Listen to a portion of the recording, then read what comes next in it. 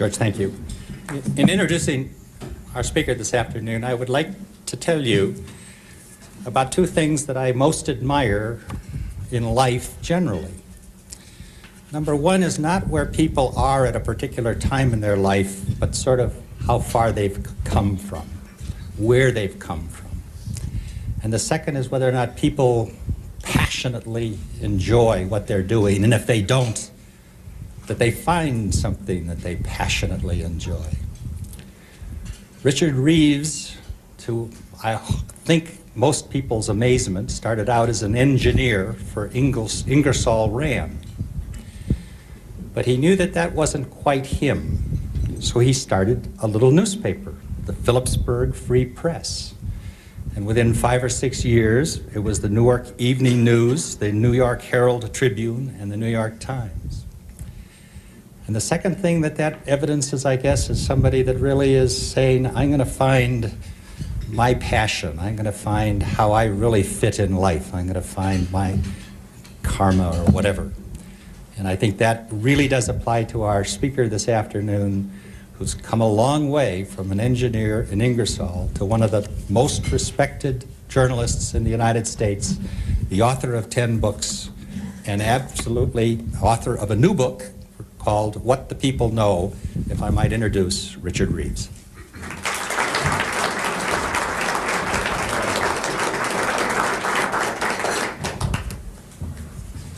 Thank you. I'm delighted to be here. Miss Catherine O'Neill is also Mrs. Richard Reeves, a name she's never admitted to, at least to my knowledge. I'm delighted to be here and to thank the people of Denver for how kind they have been to us at a couple of venues. A couple of New Yorkers taken. And of course, by the time people were nice to us, you had already won and we had already lost. So I'm not sure if the generosity would have been so great if it went the other way around.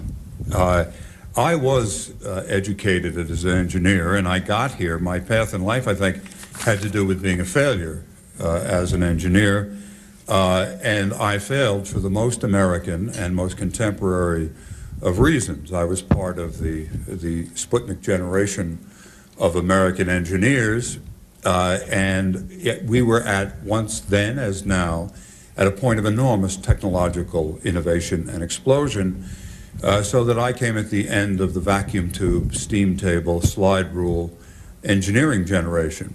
My problem in Phillipsburg was that within a couple of years of getting out of college, Texas Instruments was selling everything I knew for about $10. We had been trained to be calculators, and then, son of a gun, they figured out how to build them without us.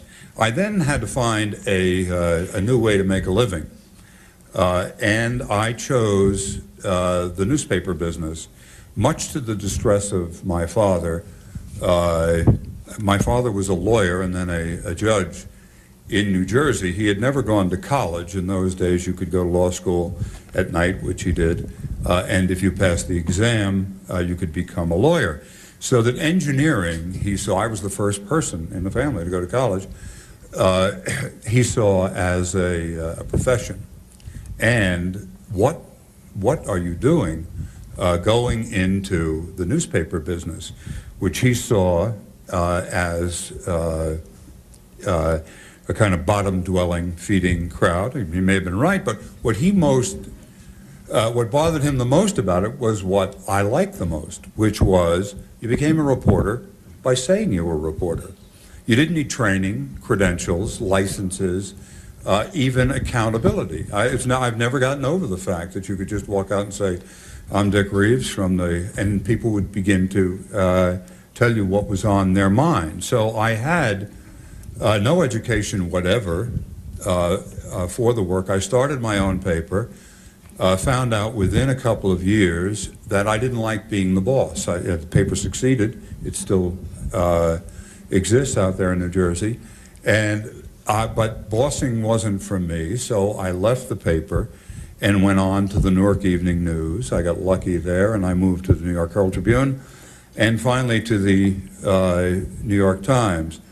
Within 5 years of the day that I started the paper in Phillipsburg, New Jersey, No one knew who I was. Within 5 years, I was the chief political correspondent of the New York Times. That's an open business. I don't know if it's a real business in the sense, if you look back, for instance, on Watergate, and you analyze it as a matter of business, the owners of a very valuable and important product, the Washington Post, rolled the dice on two reporters in their 20s who wouldn't tell them where they were getting the information. And I don't think they do that in real businesses, but I have enjoyed being in this kind of unreal one, and my real training, after the only formal training I had, was being a reporter for the Newark Evening News.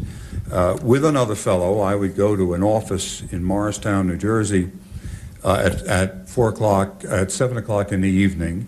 We would look at what was going on around Morris County, New Jersey, and we'd go to school board meetings or town council meetings. Then we'd come back, we'd write those stories up for Newark, and then we would sit in a room with 21 police radios around us, crackling out the news of the day. Our situation, this is one of the things my father didn't like, was we were being paid $60 a week. We would get another $30 if we used our own cars. We didn't realize we were losing money on that. And we got $10 for every photograph that was published in the Newark News.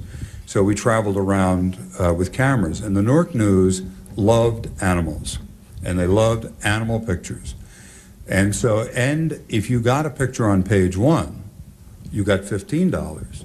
So more than anything, you were out looking for animal pictures. Didn't matter what it was. I mentioned at the university today that I got $15 for taking a picture of the grave of Leo, the MGM lion, who I'm sure not many of you followed this that closely, is buried in New Jersey. And I would have gone back every year on the anniversary of his death if I could have gotten away with it.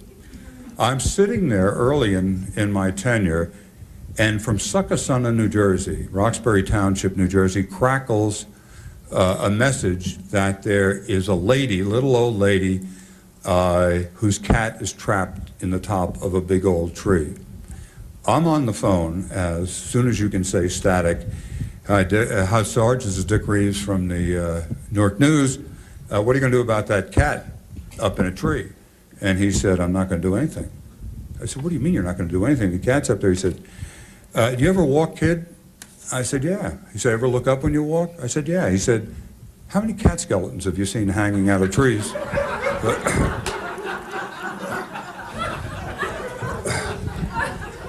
That's how I learned my business.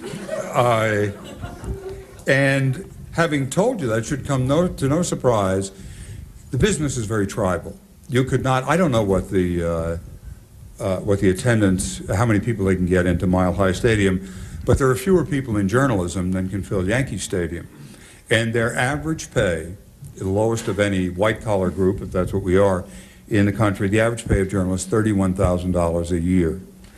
I am, like many people who write for a living and who admire writing, don't take seriously speaking, at least as much as I should. I was stunned when the Boston Globe fired Mike Barnicle because he hadn't told the truth on television. I didn't know anybody told the truth on television, frankly, because to a writer it only counts when you put it on the page. So I was giving a speech and I said the $31,000 figure, and then I said, and that's less than toll takers on the New Jersey Turnpike make. Leaving, I realized I hadn't the vaguest idea how much toll takers make. And as soon as I got home, I called the New Jersey Turnpike Authority and found out, much to my relief, though I have no relatives doing it, that toll takers on the New Jersey Turnpike make $43,000 a year.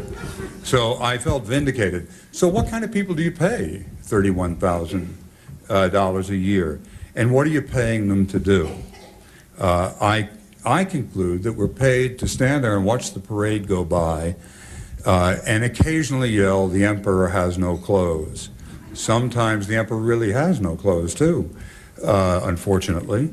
But that's what we've been hired to do. We're hired to be there to watch freedom, to watch government for people who are too busy with their own lives. with the pursuit of happiness, as it were, to do it for themselves. I'm not sure we have any deeper or broader mandate than that.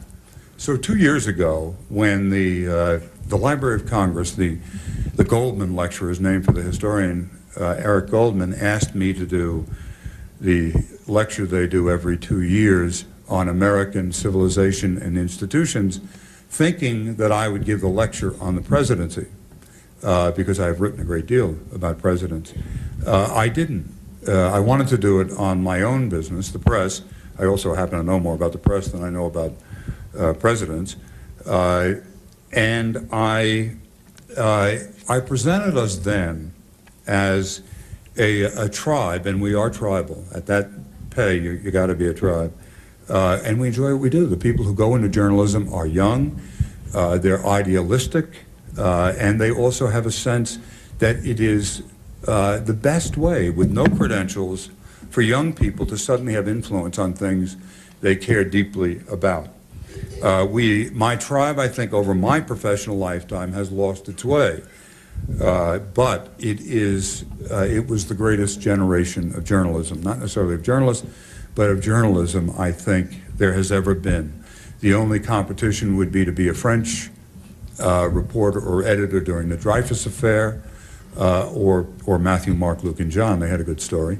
But my generation came out of college and went south to Mississippi, to Alabama, to do the first real coverage on what young black kids or black kids were doing in Greenville and in Jackson and in other places. And we brought that.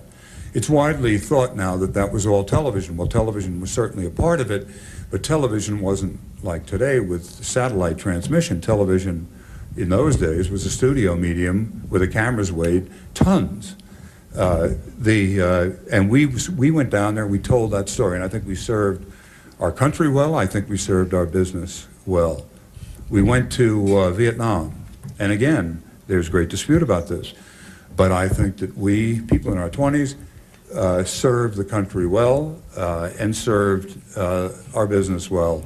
Then we came back to Washington during the Watergate years, and again, tried to serve our country, tried to serve our business, and played a role that no one else could have played except for this slightly rowdy tribe of reporters. Unfortunately, we then lost our way and I think overreached our real mandate from the public. It's a very limited mandate, as I said. And also there were technological developments in those years, the middle 70s, particularly, we don't think much of it now, but touch-tone telephones and the first computers. And one of the things that those technological advances made possible was changing the time it took to take a national public opinion poll. It used to take 2 weeks before then. It now can be done in a half hour.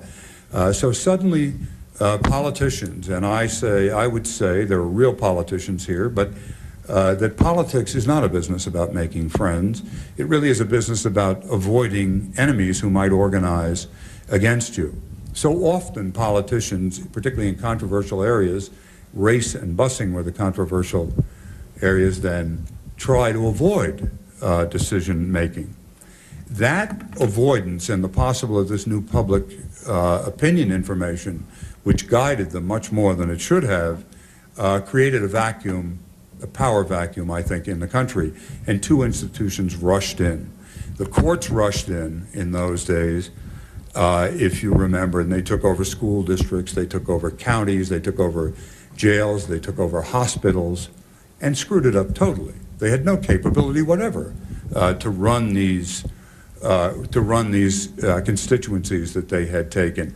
And we rushed in, the press rushed in, and we literally rushed up and tried to grab the bully pulpit. We now had done these wonderful things for the country, and we would become the moral arbiters of America. We would tell people what was right. We would tell people what was wrong, because we were the few, the pure. It was ludicrous, and we screwed it up at least as much as the courts did. At the same time, in that period, new technologies created new values in the country. And it, in general, certainly in my business, values follow technology. The best example being objective journalism. Objective journalism came into being after the invention of the telegraph.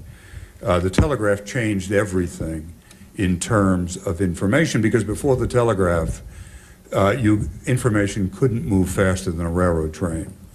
After the telegraph, suddenly the wire services were formed, the Associated Press, and for the first time, people in Jackson, Mississippi, and Boston, Massachusetts, could get the same information at the same time.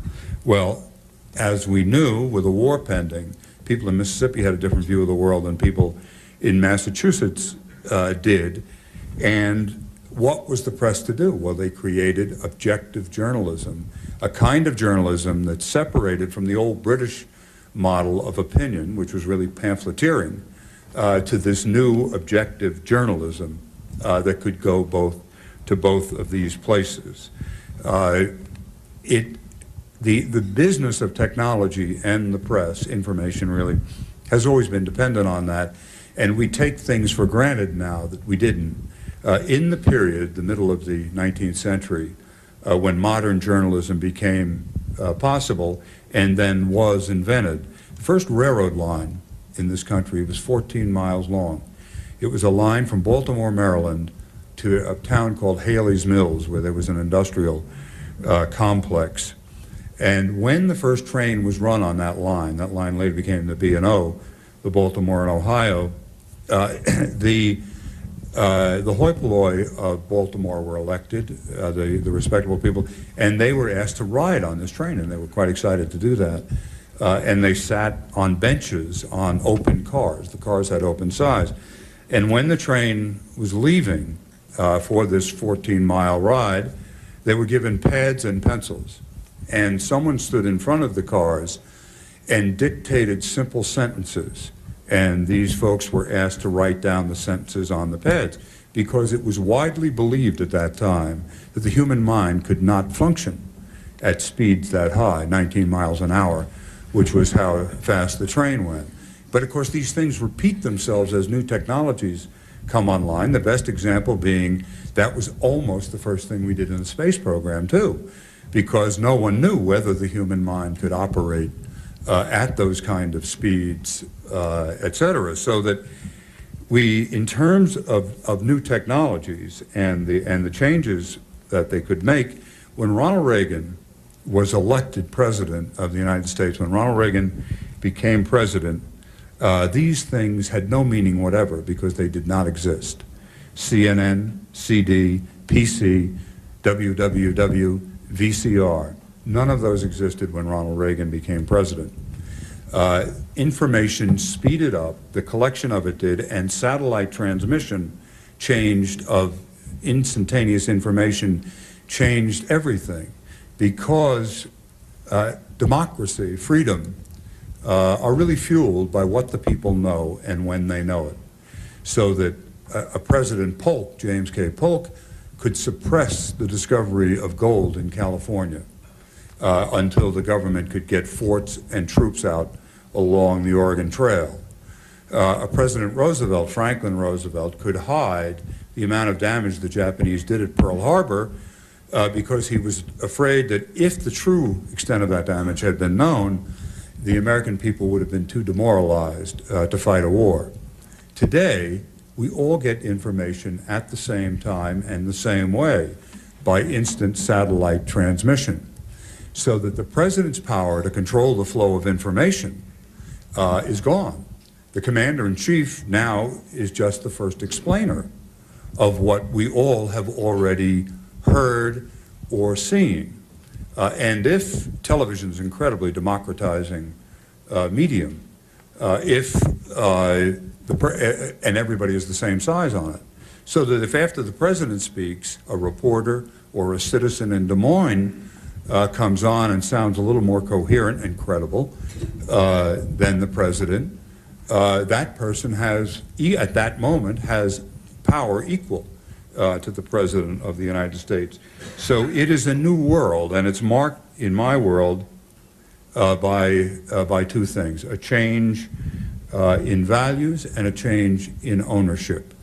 The change in values really is the fuzzing of the line between entertainment and news, between fiction and fact, that has come with television and with other developments, and then also new forms of news. More and more news is presented in the literature of entertainment, with pictures, with dialogue, with reconstructions, and the kind of things that make fiction work.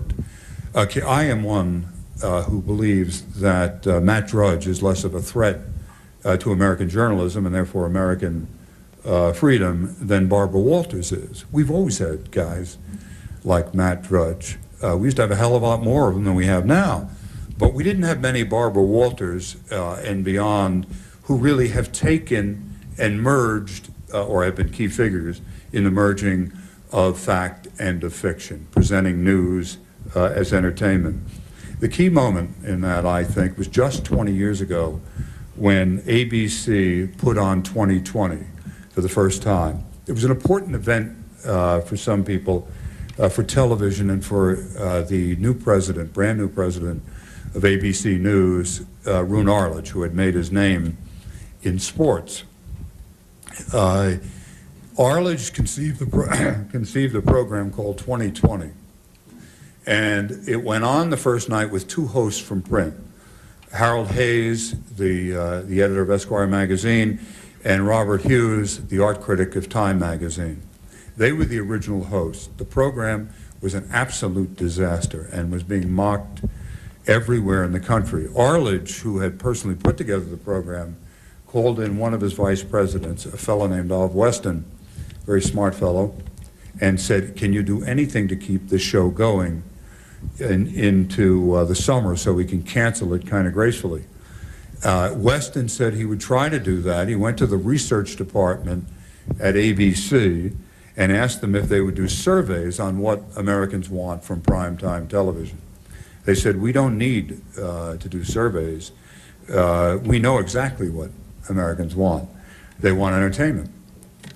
Weston went back to the program and he made one change. The program had been conceived as handling the trials and dramatizing the trials and tribulations of ordinary people, and talk about how they got out of problems like losing jobs, losing loved ones, sick children, just the money to send kids through college. He made one change.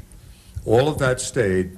However, the people, instead of being ordinary people, if there is such a thing, we hope there isn't, to celebrities, to rock stars and movie stars.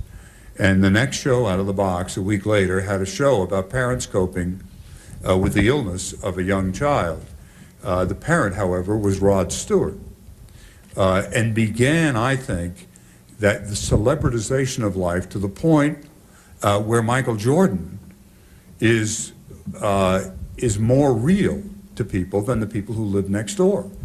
To a certain extent, the celebrities and the machines that produce them now become the myths and tales of the society, rather than the word-of-mouth stories about how most of us make our living. We also, in this period, and it was bound together, have been gobbled up by new ownership.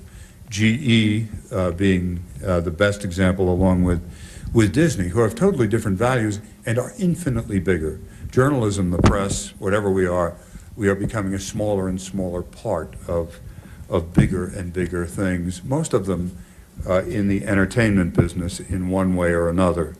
Intel, for one, or Bell Atlantic, or any company, TCI, here that you can name, these companies are 10, 20, 30 times as big as journalism operations are.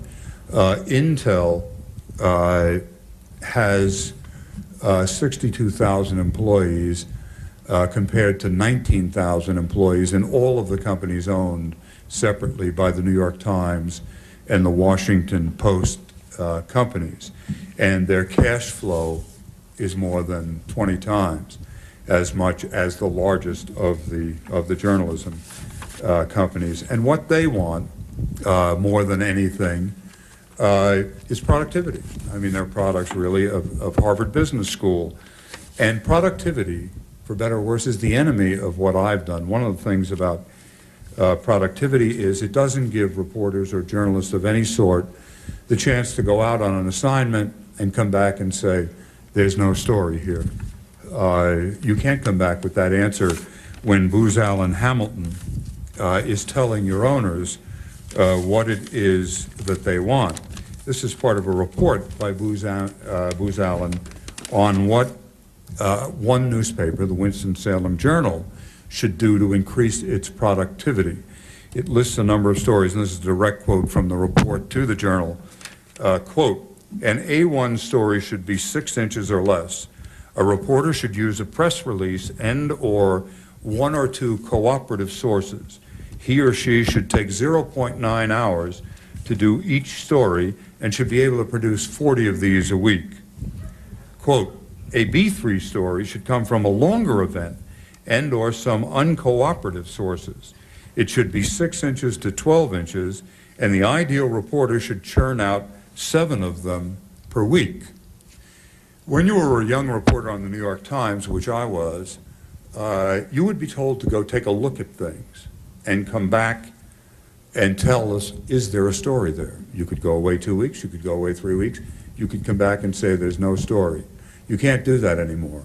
If you go out, you've got to come back with something, which means that the stories assigned become narrower and narrower.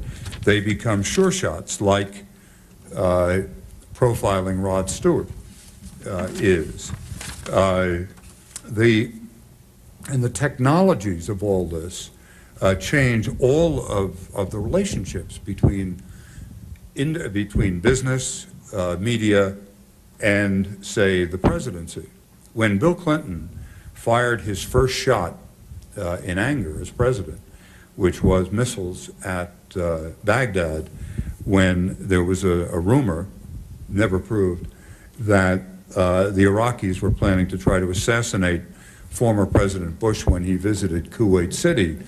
Well, the President of the United States, and then the President of the United States scheduled time at 6:30 when the news was on at night to make this announcement that we had retaliated for this dastardly rumor, if not deed. And he ran into only one problem. At 6:28, at 6:28 and a half, at 6:29, he knew the missiles had been fired, but he had no idea whether they had landed any place, and he didn't know what to do when he went on television. And David Gergen, one of his assistants, a good friend of mine, who I sometimes have kidded as the Kelly girl of the American presidency, but that's because he tends to give good advice. And in this case, he said, let's call CNN. So they called from the Oval Office to Tom Johnson, the president of CNN, and Gergen asked, do you have any reports about action or events in the Middle East? And Johnson said, we just got in a report that there have been a series of explosions in downtown Baghdad, but no one knows where they came from. Well, the president knew where they came from, and 30 seconds after that was on live television to announce that the United States had done this, announce it to the people who just told them. The United States had just done this, and it was a great success. So that technology reduces the presidency, obviously. The other technologies that are coming along that none of us, they used to tell us when we were kids, believe nothing you hear and only half of what you see. The question, of course, is which half do you believe in? So that if you look on television, you'll see that the American Society of Newspaper Editors is running an advertising campaign which shows famous people reading newspapers, and they pull the newspapers down. One of those commercials, when the newspapers pull down, reveals Norman Schwarzkopf reading a newspaper with the Rockies, your mountains, behind him. That ad was made by a New York ad man named Jerry Della Femina. And when he looked at the first cut of the ad, the scene was so beautiful, just like today, the sky, the mountains, and Schwarzkopf sitting in a chair with all of that behind him. Della Femina felt that, it was so beautiful, you sometimes think this of Denver, so beautiful that it didn't look real. So what they did with the same techniques that got Forrest Gump to meet President Kennedy, they put in, if you ever see that ad, they put in a bird flying along behind Schwarzkopf across the scene. Well, the bird never existed. The bird is out of no nest. That bird came from a computer. When will the bird be real and Schwarzkopf come from a computer? Because that will surely happen in the near future as these technologies exist to do that, to do that kind of thing. So when Harry Evans, once a president of Random House, when he first came to America, he had a job and a consulting job with the Knight Ridder newspapers to compare American papers to British papers. He was editor then of the Sunday Times in London. And he ended that report by saying, so the crisis of the journalism business in America is not to stay in business, it's to stay in journalism. And what then is that journalism that old tribe members like me talk about? I want to use one example of why we're here and why we stand there, which I think is very important in terms of American journalism particularly.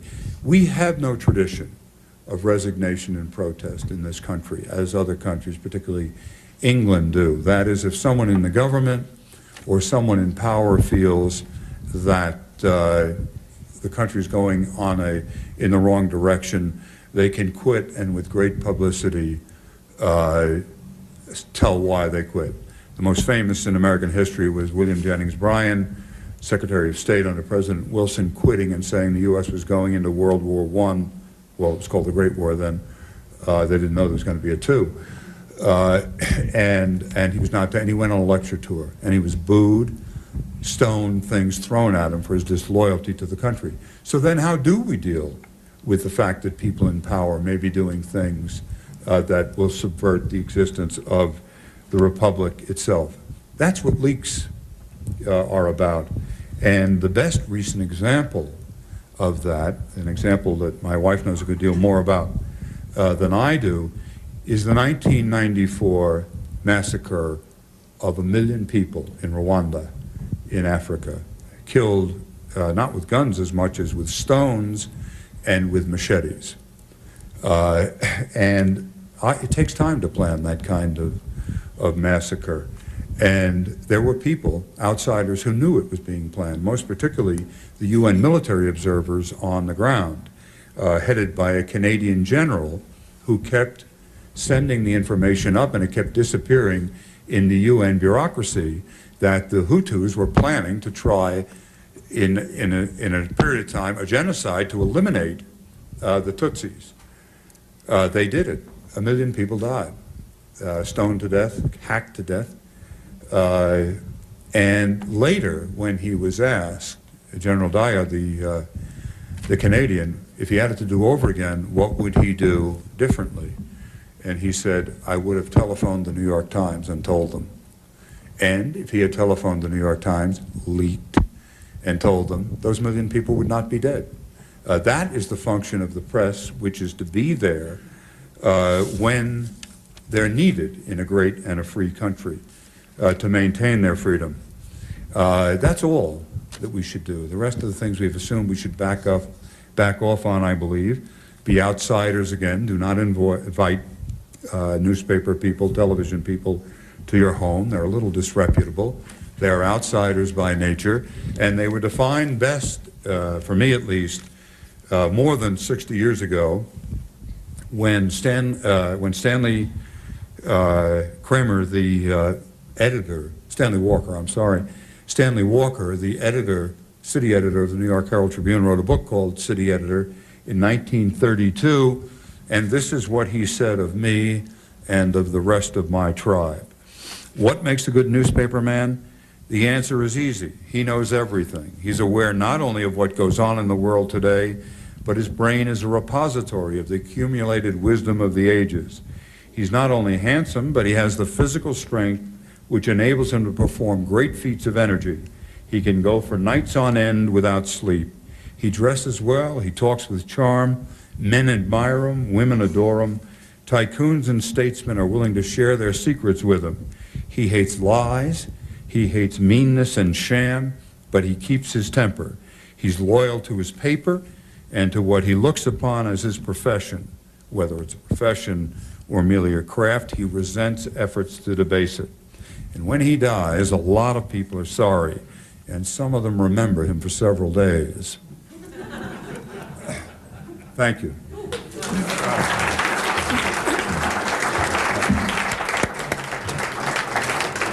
We will have a series of questions. As I informed you at the beginning, they need to be written out. If you have questions, hold them up. Amber Ames from First Bank of Denver will be happy to collect them. And I do want to say we're grateful to First Bank and to Brownstein, Hyatt, Farber, and Strickland for their wonderful support of the Denver Forum. The first question, sir, what triggered the media becoming engrossed with presidential indiscretions? Why do we know as much about President Clinton's sex life and knew nothing or little of President Kennedy's? Well, the reason we know so much about it has a great deal to do with news now being pushed into the rubric of entertainment values. It has to have a much higher entertainment content to capture public attention, so that this kind of thing, this was part of our contribution to it. This, after all, is a great entertainment. Before I came down here, I was watching the circus on CNN, so that the entertainment values are what is driving the press farther and farther. And I do not believe for an instant surveys and whatnot which say people don't want it this way. I'm a professor at the University of Southern California. At the beginning of last year, my students in the presidency and the press course had no knowledge whatever of how the government. I give a test to see where the generational divide is, and I wanted them to give me the names of secretaries of defense from Bill Cohen back to Mel Laird. Only 2 of 20 students could identify Bill Cohen. 3 weeks after that, these same students could tell you, they're very smart, could tell you anything you want to know about constitutional forms of government, how the three branches of governments distribute power and conflict with each other, all because of the teacher's friend, Monica Lewinsky.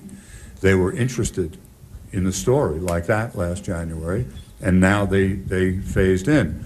More and more journalism is catering to that because they can't figure out anything else to cater to. As far as Kennedy is concerned, as Gary Hart learned here, rich people have long driveways. It's hard to tell what's going on there. They can't sit on your stoop, as the Miami Herald did to Gary, and clock who's coming in and who's coming out.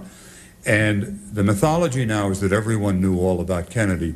Perhaps they did, but what the stories about John Kennedy and women only came out in 1975, 12 years later, 12 years after he died.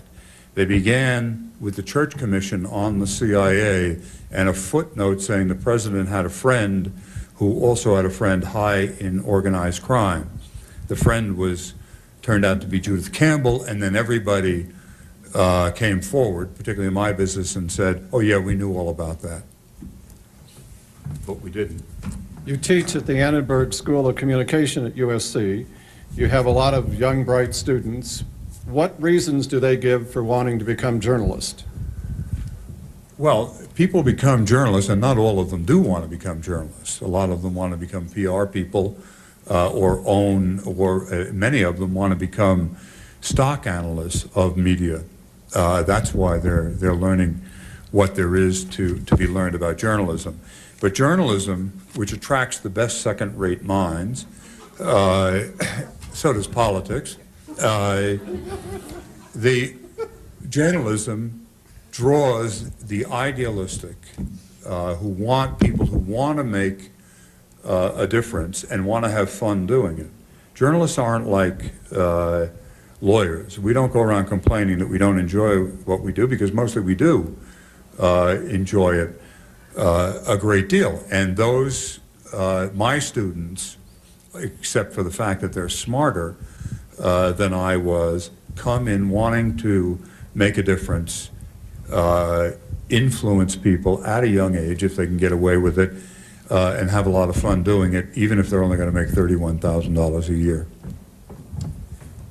This questioner would like to know, in spite of the strong case you make, is not this generation of Americans the most informed, the best educated, the most well-read generation in history? I don't know if the rest is all true. I don't know if they're the best read, but there's a great deal of difference between being the most informed and being the best informed. Since you have been primarily a writer and a print journalist, but you've also been involved in television, you've won an Emmy, tell us how it is that you came to focus on de Tocqueville, which is one of the books that you did. How did that come about? I wrote a book called American Journey. It's nice to hear it mentioned, which was a retracing of Tocqueville's travels through America in 1830 and 31, and is the best book ever written about America. Tocqueville's book. Oh, I'm sorry. If you're not married, you make these. Tocqueville's book is mine's not that bad. But that book got a terrible review from the New York Times, my alma mater. Ed Doctorow, who lives near us in the summer, came to a party at our house after that and said, "Gee, I read your book. I didn't think it was that bad." I came to the New York Times, and I was sitting around with all these people who had come much farther in the news business than I had. I had been educated, after all, as a mechanical engineer. We didn't do a hell of a lot of reading, I'll tell you. And the editors would come up to the New York Times and say, "This is the New York Times. We don't just want a story. We want scope and depth and some sort of historical context for how all of this happened." I didn't know what they meant when they came up and said that. And then one day I realized it meant quote Tocqueville in the third paragraph. So that as long as you said, as Alexis de Tocqueville said in 1831, the Congress of the United States is a low-level body that, well, et cetera, and then the editors would come up to you and say, "Well, that's really good. History, scope, context." I, having been an engineer, didn't have the vaguest idea who Tocqueville was, and I read it as an adult, and I realized this is the best journalist who ever crossed our little country. And I read it, and then realized that his original notebook still existed with the Q&As that he had gone through over those 9 months he was here. And I went to Yale and got those notebooks and retraced his travels, talking to the modern equivalents of the people he had talked to in the 1830s. And pretty much got the same answers, too. Is investigative reporting giving way to dependence on sound bites and spin? Yes, investigative reporting is expensive. You also wrote a book about President Kennedy, President John F. Kennedy, Profile of Power. What led you to make that decision and write that book, which has been, let me just say, independent of him, been extraordinarily well received and has influenced a lot of people? Well, I hope it has, but both Ed Doctorow and the New York Times said nice words about this one. So what led me to it was so mundane. I had read a wonderful book called The Emperor by Richard Kropinski, who is a Polish journalist of great talent. And The Emperor was about the fall of Haile Selassie in Ethiopia. And he had begun the book by interviewing the court around Selassie. It was a marvelous piece of describing political courts. I wondered when I read that book what it all looked like to Selassie. And I don't know much about Ethiopia, but I thought I did know something about America and about presidents. And I wanted to find out what then the world, I wanted to find out what the world looked like, these worlds, to the man or the woman at the center. And I decided I would do that with the President of the United States. What is it like to be president? What does a president actually do? And I picked Kennedy for the simplest of reasons, though thousands of books have been written about him. Only two counted, the eyewitness books by Arthur Schlesinger and by Ted Sorensen, and no outside book of real seriousness had been built around John Kennedy as president. So I thought that there was a room that I could maneuver in, and hopefully I did it well. I tried. Of all of the various persons that you've covered in politics, dating back to your time with the Phillipsburg Free Press, who has been the one person that's impressed you the most? Thank you, Amber. Dick Lamb. I mean that. It is the kind of people who I've come across who managed in some way to keep their heads in the midst of all of this confusion. That is, they remembered who they were and why they were doing this, and were willing to be unpopular for that reason. I know President Clinton some, and I certainly respect him on many things, but he is a public opinion facilitator. That's how our president got that far. And the temptation is so great to be that way, and it is people like Governor Lamb who were not public opinion facilitators, who really thought the role was to educate people about what government power is and why you should want to, in Harry Truman's words, to make people do what they don't want to do and like it. Two last questions. Are large corporations, are there political philosophies influencing journalism, especially broadcast journalism? No, I don't think that political philosophies have much to do with it at all. Like any other business, journalism operates for internal reasons. I know the mythology is out there that we are these way out liberals and whatnot, but if you sit down and list the most important journalists in the country, it's a list that might include Bill Sapphire and Diane Sawyer, John McLaughlin, David Gergen, and what those people have in common was that they all served at the same time on the staff of that well-known liberal Richard Nixon. Journalism answers to internal drums the same as any other business does, and they have very, very little to do with any kind of political ideology. They run on ambition and competition and productivity.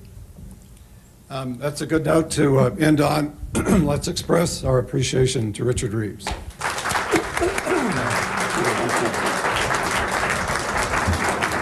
Remember the book, What the People Know, Freedom in the Press. Copies are available outside. I'm losing my voice. As you leave, thank you for coming, and our thanks to the viewers of C-SPAN. Bye-bye.